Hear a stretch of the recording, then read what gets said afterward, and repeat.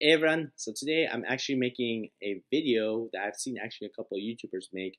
It's a Q&A, and of course I'm going to stick with the military theme or the United States Air Force theme. So I went through my YouTube channel, I looked at all of my military videos and looked at questions of people having this over about the Air Force, and I combined them all into there's a couple of common questions, so I combined those. I'm going to try to talk about these. I'm going to try to keep it in chronological order. And so, from starting from maybe joining, talking to a recruiter all the way to your first duty station, etc., and all that. So the very first thing is to clear out this way is today what I'm going to speak about is all my perspective. It's none about the Air Force perspective.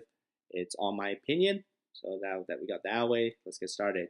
So the first question I got was, what should I, how do I start the process? Like, do I go talk to a recruiter in person and all that?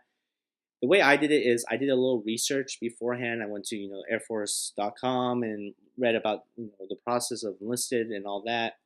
And I actually had a friend who was starting the process. We worked together in the same job, and he was actually a couple months in the process already of joining the United States Air Force. So I was talking to him a lot about that. Then I finally just called the recruiter that's nearest to me, living where I lived at the time, and is he just told me what paperwork I should bring, etc., why I decided to join, and tell the reasons and all that. Then I finally actually went to person and actually talked to him, and we got the ball rolling that way. The way I would suggest to all of you is, of course, calling, emailing is nice and all that, but going in person and putting a face with that is great. I know some recruiters rather call beforehand and set up a meeting. But at the same time they have walk-ins, and it's still that way. When I was on recruiter assistant program, that's something I noticed. Like they still do walk-ins and all that. So keep that in mind, and pretty much just go in, put a face to who's trying to join. Their recruiters they're very helpful to get all the questions answered. Number two, maybe I'm not going to number these, but the next question is how early can I start the process? I went I see some people commenting on my content. They're in high school still. They're just trying to figure out, hey, is this too early? Actually, when I went to recruiter assistant program, or what is known as RAP, last year, I actually found something out is that you can start pretty early in the process. Is if you're a junior, by toward the end, you can maybe start the process so you're set up through your senior year. You have a ship out date, and you can technically leave right after your senior year, which is kind of crazy. But after you graduate, maybe a month or two, and you're going to BMT pretty much, so which is really crazy. But if you really want to, and you're set in your heart, your heart's desires to join the United States Air Force, get out as soon as get going as soon as possible.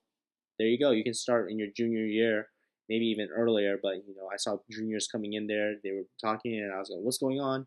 They told me the story. I was like, "Oh wow, that's interesting. Good to know." So keep that in mind. What is MEPS? MEPS is the military entrance processing. I almost said enlisted. I apologize. That's pretty much where you're gonna go after to do your ASVAB and get your initial checkup. You're gonna go, do all that shang bang with your recruiter. He's gonna tell you, hey, you're good to go. Do you have this and this? Then you're gonna go to MEPS, and you're gonna see military doctors. This is for all branches of the United States military, and they're gonna check you out to see if you're good and fit. That you're, what the scars, bumps, and all that is, good to go and all that. So keep that in mind. It's gonna be interesting. And then you're gonna also go there for if you when you get sworn in. You're gonna go there for your final ship out date. You're also gonna be there to pick your jobs and all that. So keep that in mind. It's pretty much where you go and get ready to go BMT and all that. Next question is, how do I prepare for the BMT? When I look at this kind of question, I think it's broken down as how to better prepare BMT. It's gonna break it to physically and all that. Like if you need like what information you know. So I'm gonna break it that way down. Physically, the way you should prepare is you shouldn't go with the mindset that BMT is gonna get you where you need to be to pass that final PT exam in the final week, and that's not the mindset you should go and keep. Is you should be working out before going BMT. Yes, it does help. I've never been faster or stronger after BMT. All that running and all those workouts did help me get to where I was. But I actually started before going BMT. I was running, I was doing push-ups, sit-ups, and weightlifting a little bit. And I was just preparing myself, so it wasn't going to be as difficult in BMT. So that's one of the biggest things, to physically prepare before BMT. Don't go in the mindset, oh, BMT will get me where I need to be. No, it's a building. You should have a set foundation and build.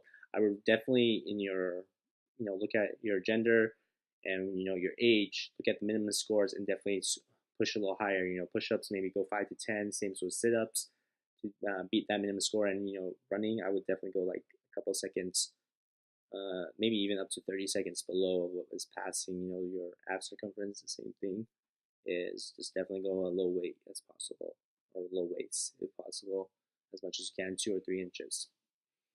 To other prepare besides physically is learning your reporting statement. Sir or ma'am, and trainee, your last name, report says order. Learn that reporting statement. It's going to save you guys a lot of time and grief. I make another video, things you should know before going BMT. Definitely learn your chain of command as much as you can. The chain of command can constantly change, but if you're going to BMT pretty soon, learn who's your commander in chief, etc., and all that, Secretary of Defense, and the rest of the information for like who's your wing commander and all that. You'll get that in BMT. And that's pretty much it, like in my opinion, for preparing yourself for BMT. The rest is like learning on all. You can learn some maybe basic facing movements if you wanted to, but really you're gonna learn that, and it's nice to know that and stuff. But at the same time, you're going BMT to learn those things. Next question is how to deal with stress. There's multiple parts of stress, physically, emotional, mental. The biggest thing about knowing about BMT is that's the whole point of BMT, is to see how you deal with stress. On top of being sleep deprived, you're only gonna maybe sleep on a good day 5 to 7 hours, give or take, or even sometimes less than 5 hours. To see on top of that being constantly yelled at, putting in stressful information, putting a lot of pressure on you. How do you do that? How do you react to it? Are you gonna succeed? Are you gonna break down, etc., and all that? Because it's a reflection of what you'll do in the Operation Air Force when you have like a lot of those stressful times. If you're gonna go like deployment and that, how are you gonna react? It's a good indication. You know what I mean? So just remember why you joined the United States Air Force. Why you decide to raise your right hand and say, I'm going to this and everything. Keep that, use that as your burning passion to continue on, push forward and all that. So that's what I really suggest to you guys and continue to do. I think the rest of the questions are really, mixed up. So, maybe I'm going to start diverging from what's actually wise. So exercises you do in BMT, you're going to run, and you're going to do calisthenics. You're going to do push-ups, sit-ups, and on top of that, you're going to do squats. It's going to be body workouts. You're not lifting, and at times you're going to do just random pull-ups and all that. But your main PT days are going to be 6 days, and you're going to do 3 days of run and then 3 days of body workouts. So keep that in mind. It's just going to be constantly a good rigorous one. Runs might be a mix of distance for a while, and then you might do sprints and all that. And then when you do the body workouts, it's a full body workout. So keep that in mind as well. Done. Leave, I don't know if this was actually on my question, but leave, you earn about 2.5 each month, so you earn about 30 days each year, and it's pretty much you just go on leave wise and that. Another question is about personal property. Is your car can be shipped? Can you ship your car to tech school and all that, or your household goods? Here's about that stuff. I don't know about your car. I think if your tech school is long, you might be able to get your car shipped. It depends on what your order says. But in your orders, you are allowed to get your household goods shipped to tech school. So if you want your TV and all that, a lot of people do it if they're gonna have a long tech school. More than maybe 6 months. That makes sense. My tech school was like 2 months, so I didn't do it. It wasn't worth in my opinion.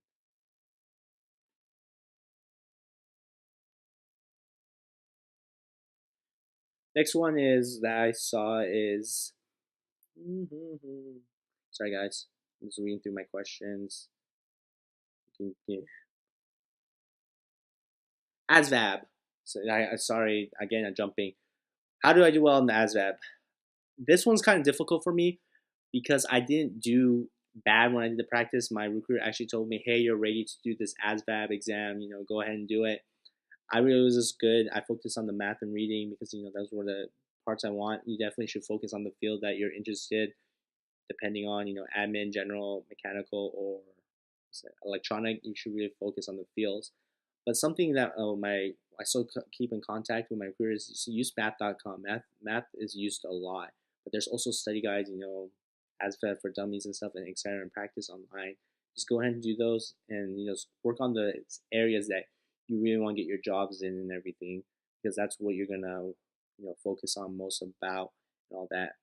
Another question is they saw one about the dorms that I did in Spangalum tour.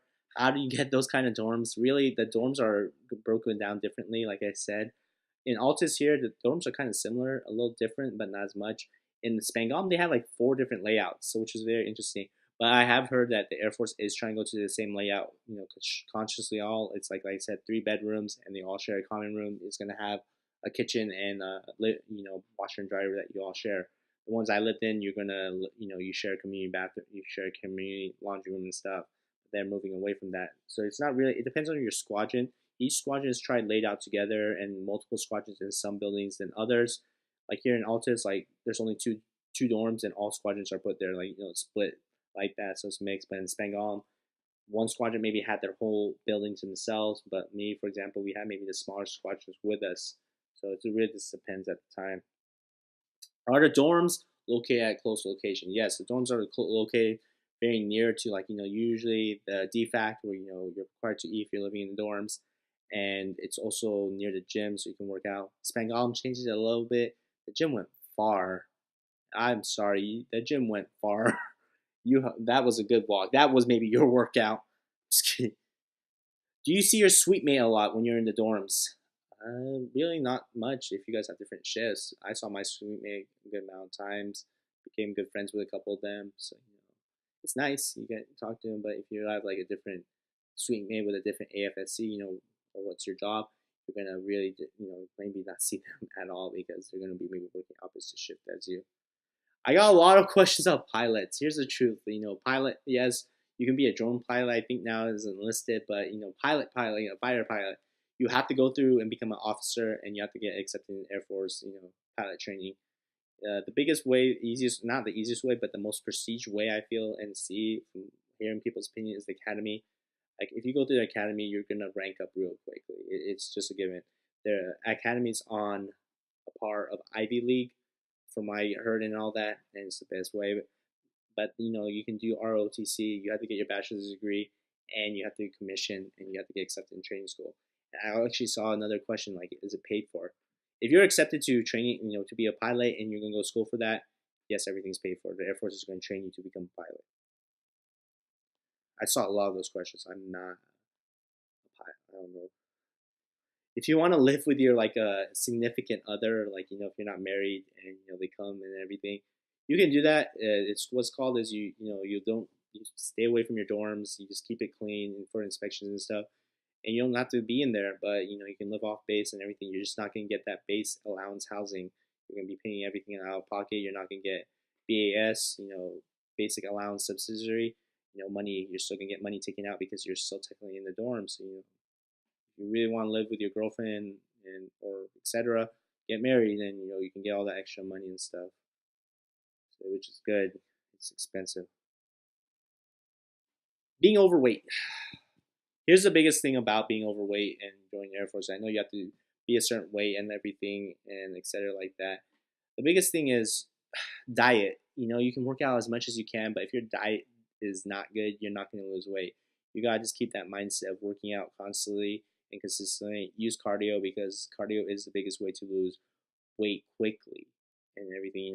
Eventually you want to add weight training and everything to maintain. But if you need to lose weight really quickly, the biggest way is cardio and watching your diet. Cut out the carbs. I've actually had to do that for BMT. Actually not BMT, for one of my PT tests, and it works. Cutting out the sugars and carbs out.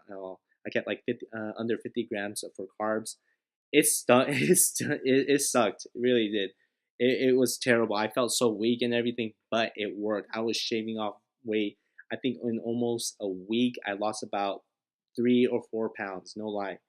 So I was just going on water and stuff.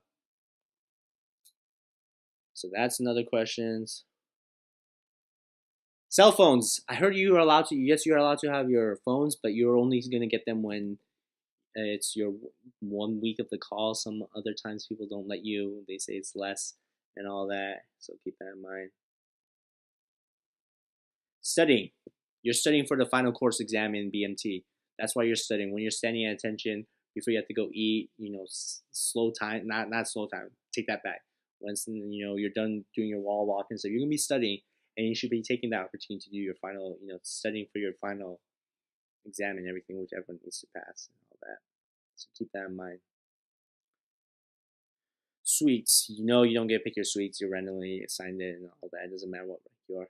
It's randomly selected. You're gonna be all with your whole squad and everything. They're talking about like your dorms and everything.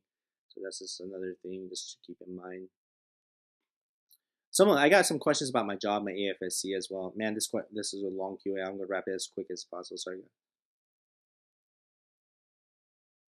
Typical hours. It depends on your job. Some jobs they're like 7:30 to 16:30 or something like that. Other jobs you have mid shifts, late night shifts. Other jobs you all make work. And I'm going to tell everyone this: every job does that. It doesn't matter if you work in the office or if you're on the flight line or etc. like that.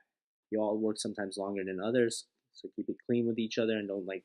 I've seen people talk bad about each other. Oh, about other AFSCs. It's out of their control. You work what you work, and it's really sad, it's disappointing sometimes when you hear people put other AFSCs down. We're all one team, we're all one family. Keep that in mind.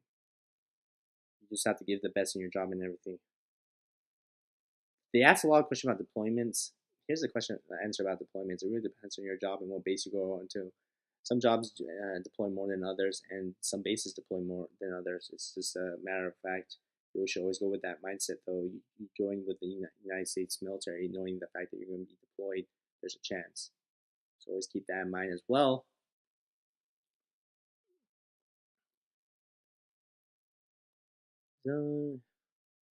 I got a couple of videos about not videos, questions about if you're coming in as like you join but you're not U.S. citizen, and if you're foreign like you're foreign. I had a couple people in my flight. It didn't really affect them. I talked to some people who were in the same situation. Is just give your best effort. No one's gonna hold you against. People were worried, oh, my English and all that.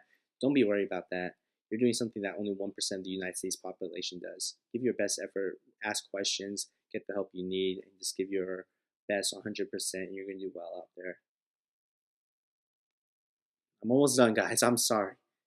This is actually interesting. So I think this is my first Q&A, and I really like it. It's most likely going to go to 20 minutes.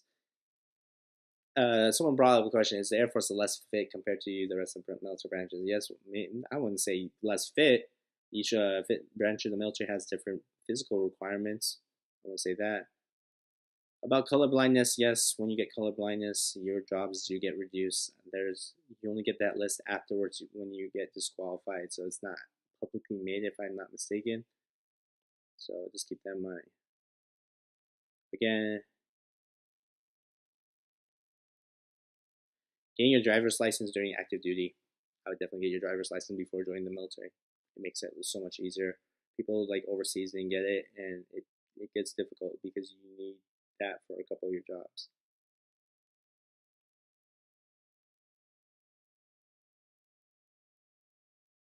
The age difference. Here's the biggest thing: is you're gonna with the United States military raising the age of when you can join and all that, you're gonna get different people in your age groups.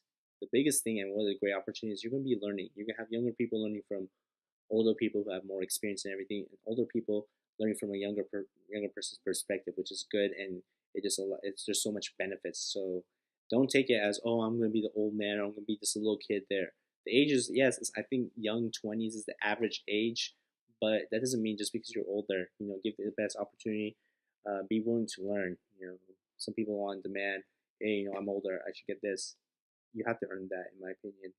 And just give your best effort. Don't disrespect the younger people, and oh, you don't know what you're talking about, you're so young, you're just barely out high school and stuff. They know stuff too, just as well. Teach them as well. Take the opportunity.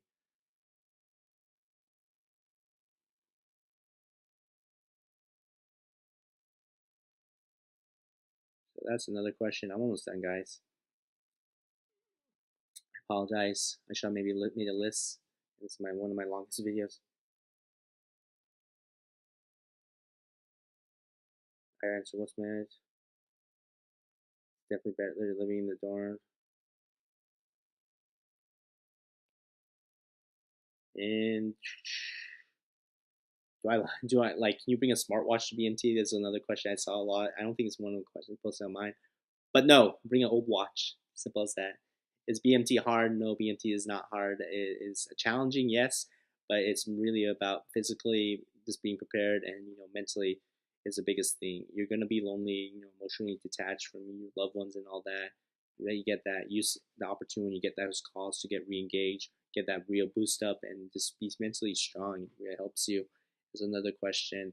And do I like the Air Force? I've seen a lot of questions. Yes, I love the United States Air Force. It was my favorite. It's one of my best decisions in my life I made, and I would never take it back in the world. So that's some of my questions I heard. I hope you guys like. Sorry for all the pauses. And like this is going about to be like 20 minutes long. I'm so sorry. But Q&A questions are pretty long, so I hope you guys watch it and get all the information. Skim through it, give me some advice and everything. Hey, make this video shorter. I know I'll definitely make it short next time. Maybe I'll make 2-part series. But definitely, I hope if you guys like it, please like and share. I just want to put all the questions all together in one so that you guys can see these questions. Thank you for watching this long video. Please like, subscribe to my channel. I appreciate you guys' support. If you guys want to follow me on other social media sites, it's Instagram and Snapchat, Kotaro Prince. I'll maybe most likely start making a Facebook page that you guys can go and like as well. Give this a thumbs up, like and subscribe to my channel and share it. Thank you guys. I appreciate you guys supporting me. I love making these videos. Any comments, comment below. If you have any other questions, let me know. And appreciate you guys. Peace.